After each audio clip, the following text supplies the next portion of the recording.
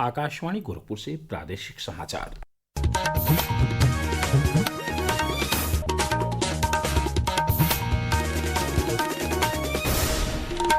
नमस्कार। समाचार बुलेटिन के साथ मैं वेद प्रकाश पाठक। पहले मुख्य समाचार। केंद्र सरकार ने जारी की जनगणना की अधिसूचना। 1 अक्टूबर 2026 से शुरू होकर 2 चरणों में संपन्न होगी प्रक्रिया। अहमदाबाद विमान दुर्घटना की जांच के लिए सरकार द्वारा गठित उच्च स्तरीय समिति ने की बैठक। 3 महीने में प्रस्तुत होगी समिति की रिपोर्ट। मुख्यमंत्री योगी आदित्यनाथ ने अम्बेडकर नगर जिले में 1184 करोड़ रुपए की 194 विकास परियोजनाओं का किया लोकार्पण और शिलान्यास। जारी की कृषक दुर्घटना कल्याण योजना के तहत 561 करोड़ से अधिक की धनराशि। और रुक रुक कर हो रही वर्षा से तापमान में आई गिरावट। आकाशीय बिजली गिरने और बारिश से जुड़े हादसों में 72 घंटों के दौरान 2 दर्जन से अधिक लोगों की मौत। अब समाचार विस्तार से। केंद्र सरकार ने जनगणना कराने की अधिसूचना कल जारी कर दी। जनगणना के लिए संदर्भ तिथि 1 मार्च 2027 होगी। लद्दाख, जम्मू कश्मीर, हिमाचल प्रदेश और उत्तराखंड में जनगणना 1 अक्टूबर 2026 से कराई जाएगी। पहली बार जनगणना में जाति जनगणना भी की जाएगी। प्रस्तुत है एक रिपोर्ट।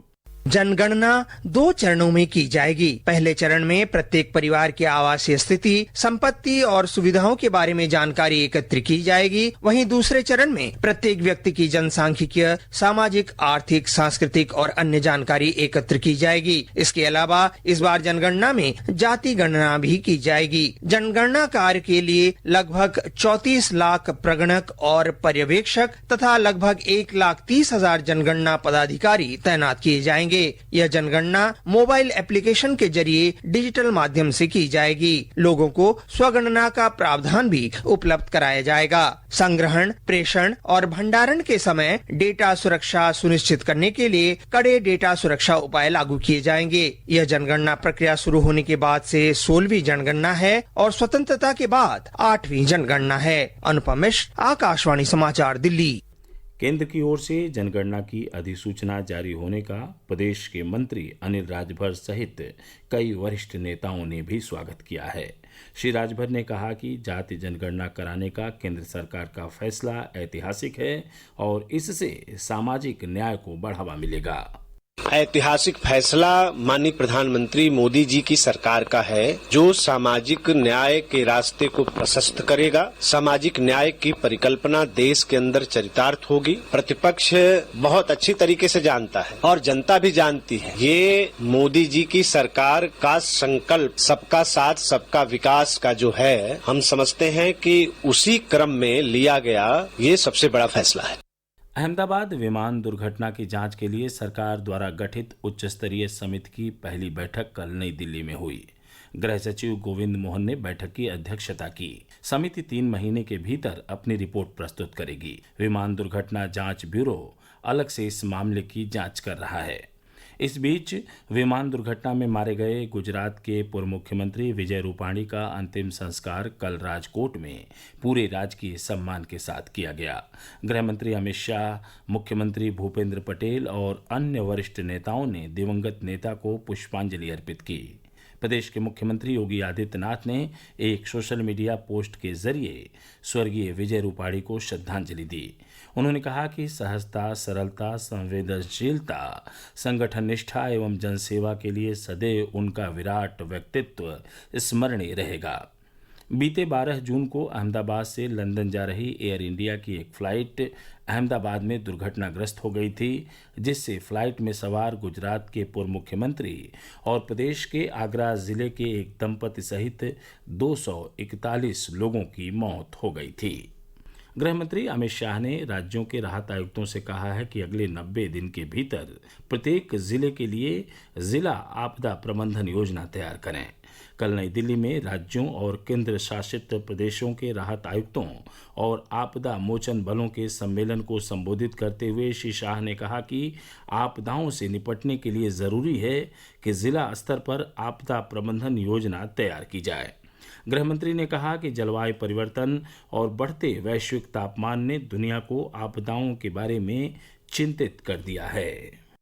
पर्यावरण के संरक्षण के बगैर 100% आपदा से बचना असंभव है। अगर हम पर्यावरण की चिंता नहीं करेंगे तो आपदाओं को रोक नहीं। हम आपदा से बचाव की योजना बना रहे हैं, साथ में आपदा ही न आए ऐसी योजना भी बनाने के लिए आगे बढ़ना पड़ेगा। और मैं मानता हूं कि हर राज्य के राहत कमिश्नर ने इसके लिए भी अपने राज्य का एक कार्यक्रम कम से कम तैयार करवाना चाहिए, जिससे आपदा आए ही नहीं। प्रादेशिक समाचार आप आकाशवाणी गोरखपुर से सुन रहे हैं। यह समाचार बुलेटिन हमारे YouTube channel AIR news Gorakhpur और एक्स हैंडल AIR न्यूज_GKP पर भी उपलब्ध है। मुख्यमंत्री योगी आदित्यनाथ ने कल अंबेडकर नगर में 1184 करोड़ रुपए की 194 विकास परियोजनाओं का लोकार्पण और शिलान्यास किया। इसके साथ ही मुख्यमंत्री कृषक दुर्घटना कल्याण योजना के अंतर्गत प्रदेश के 11,690 आश्रित परिवारों के लिए 561 करोड़ 86 लाख रुपए जारी किए।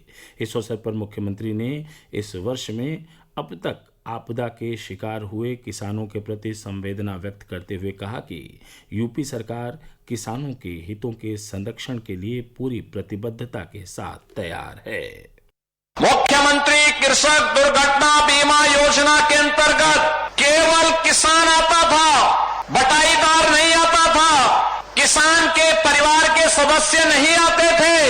लेकिन हमारी सरकार ने कहा नहीं, हम किसान को भी देंगे, बटाईदार को भी देंगे, कृषि श्रमिक को भी देंगे और अन्नदाता किसान का परिवार का भी कोई व्यक्ति किसी अग्निकांड का, किसी आंधी तूफान का या किसी भी आपदा का शिकार हो जाता है तो सरकार 5 लाख रुपए की मुख्यमंत्री कृषक दुर्घटना बीमा में उस परिवार को आच्छादित करेगा। प्रदेश के कई अन्य जिलों में भी समारोह के आयोजन कर मुख्यमंत्री कृषक दुर्घटना कल्याण योजना के तहत पात्र लोगों के बीच सहायता राशि का वितरण किया गया। मुख्यमंत्री योगी आदित्यनाथ 2 दिन के दौरे पर कल वाराणसी पहुंचे। वहां उन्होंने सर्किट हाउस में विकास कार्यों और कानून व्यवस्था की समीक्षा के बाद मोहनसराय कैंट के चौड़ीकरण और सुदृढ़ीकरण कार्य तथा वाराणसी प्रयागराज रेलखंड पर निर्माणाधीन ब्रिज का स्थलीय निरीक्षण किया। उन्होंने अधिकारियों को ब्रिज के शेष कार्य को भी जल्द से जल्द पूरा करने का निर्देश दिया। समीक्षा बैठक और स्थलीय निरीक्षण के बाद मुख्यमंत्री काशी विश्वनाथ मंदिर गए और वहां बाबा विश्वनाथ का दर्शन पूजन किया। केंद्र सरकार ने देश में 2000 ड्राइविंग प्रशिक्षण स्कूल खोलने का निर्णय लिया है। नई दिल्ली में सड़क परिवहन और राजमार्ग मंत्री नितिन गडकरी ने कहा कि ये प्रशिक्षण स्कूल देश के पिछड़े और जनजातीय क्षेत्रों में खोले जाएंगे और इससे युवाओं के लिए रोजगार के अवसर सृजित होंगे। उन्होंने कहा कि देश में करीब 22 लाख चालकों की कमी है। प्रदेश के अधिकांश पूर्वी जिलों में आसमान में बादल छाए रहने और रुक रुक कर वर्षा होने से तापमान में गिरावट दर्ज की गई है। तापमान की गिरावट से लोगों को बीते 1 सप्ताह से पड़ रही भीषण गर्मी से राहत मिली है। इन जिलों में आज सुबह से ही छिटपुट वर्षा का क्रम जारी है। मौसम विभाग ने आगामी 48 घंटे में राज्य के पश्चिमी हिस्सों में कुछ स्थानों पर भारी बारिश का येलो और पूर्वी इलाकों में ऑरेंज अलर्ट जारी किया है। उधर प्रदेश में आकाशीय बिजली की चपेट में आने और बारिश के कारण हुई दुर्घटनाओं में बीते 72 घंटों में 2 दर्जन से अधिक लोगों की मौत हो जाने की खबर है। मुख्यमंत्री योगी आदित्यनाथ ने संबंधित अधिकारियों को पूरी तत्परता से राहत कार्य संचालित करने के निर्देश दिए हैं। 11वें अंतर्राष्ट्रीय योग दिवस के उपलक्ष्य में चल रहे योग सप्ताह के तहत प्रदेश के विभिन्न जिलों में कार्यक्रम आयोजित किए जा रहे हैं। इसी क्रम में कल पीलीभीत में प्रदेश के गन्ना विकास एवं चीनी उद्योग राज्य मंत्री संजय सिंह गंगवार ने योग सप्ताह का शुभारंभ किया। वहीं वाराणसी जिले के महात्मा गांधी काशी विद्यापीठ द्वारा आयोजित सामूहिक सूर्य नमस्कार ऊर्जा एवं एकाग्रता का अनुभव विषय पर 7 दिवसीय योग कार्यशाला के तीसरे दिन शिक्षकों और विद्यार्थियों ने भी कल योगाभ्यास किया। और अंत में इस बुलेटिन के मुख्य समाचार एक बार फिर।